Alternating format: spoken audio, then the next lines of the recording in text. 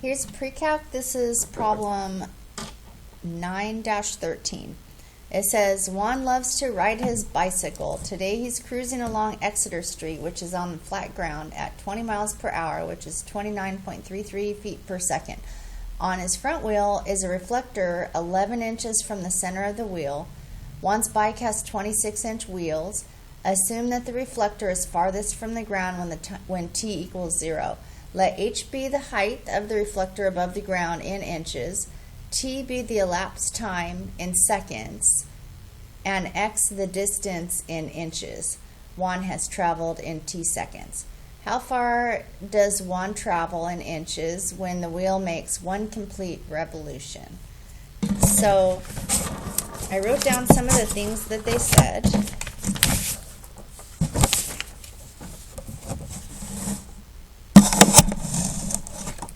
So here's a picture of what's going on. It's 26 all the way across. Here's the reflector. The first question is just asking you, I think it's basically asking you what's the circumference. It's how far does he go when this wheel turns. Now remember, these are in inches. So its circumference is it's a diameter times pi. Or you could say it's 2 pi r. So that's where the 26 pi inches comes from. Okay, so that's not too crazy to understand, but it gets a little more. Oh, and so that's going to be the period.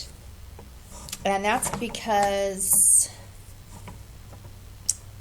it said...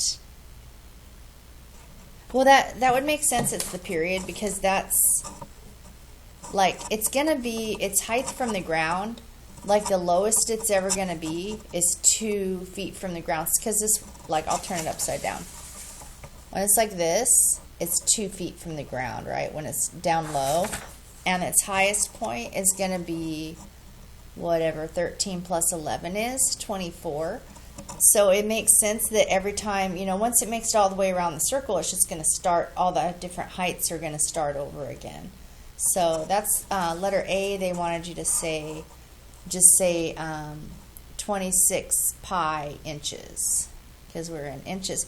But letter B is saying, write an equation for h of x. Oh, I used y. For h of x, the height of the reflector in terms of the distance traveled. So we want to use, like, if we're looking at it, it's at its highest point at t, if this is the y-axis, at t equals 0. And when it's up here, it's at 24. And it's at its lowest point down here at 2. Okay, and so we want to use a cosine graph because, I guess because it starts at its highest point, like, because the middle point is going to be exactly halfway in between 24 and 2. And so, I think I did that over here. I went 24 minus 2 divided by 2, and that gave me the amplitude of 11. That gave me A. And then I know that the center line is like, it's halfway in between the highest point and the lowest point. So then I just went 11 plus 2, like I added 11 plus 2 so I could get the 13. And I'm actually labeling these A. Well, I'm not going to use H because I'm going to just call it a cosine function, but A, H, and K, and B. So so we've got the amplitude, and we've got K, and so we need the period. So we know that the period's 2 pi over B, and we know that the period, it's like this cycle is going to keep starting over every single time it makes another, once around. So we're going to say 26 pi times, or where did I do it? I did it right here. I did period equals 2 pi over b, and then I went 26 pi times b equals 2 pi, and then I divided both sides by 26 pi, and I ended up that b is 1 over 13. And then so you just put them all together. Like I had a, there's no h, I had b, and I had k. So this is, I think, the answer to letter b. Just wanted an equation.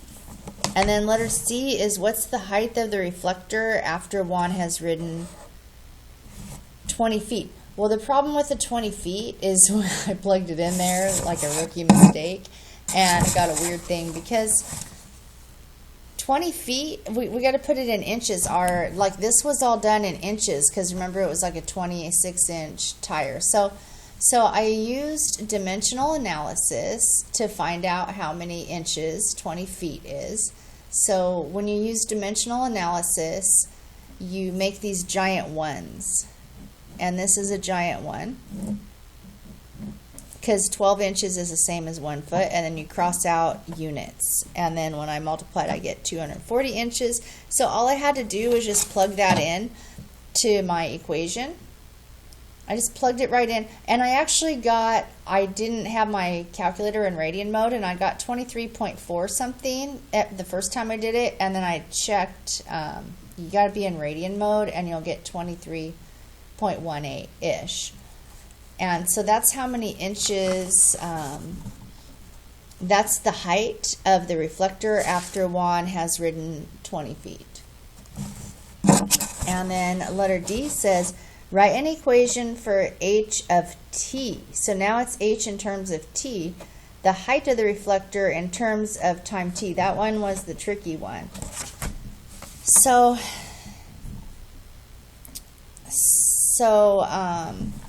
we want to be in terms of inches, not feet. And so I used dimensional analysis again. I have 29.33 feet per second times this giant one right here. And I did that so I can cancel out my feet.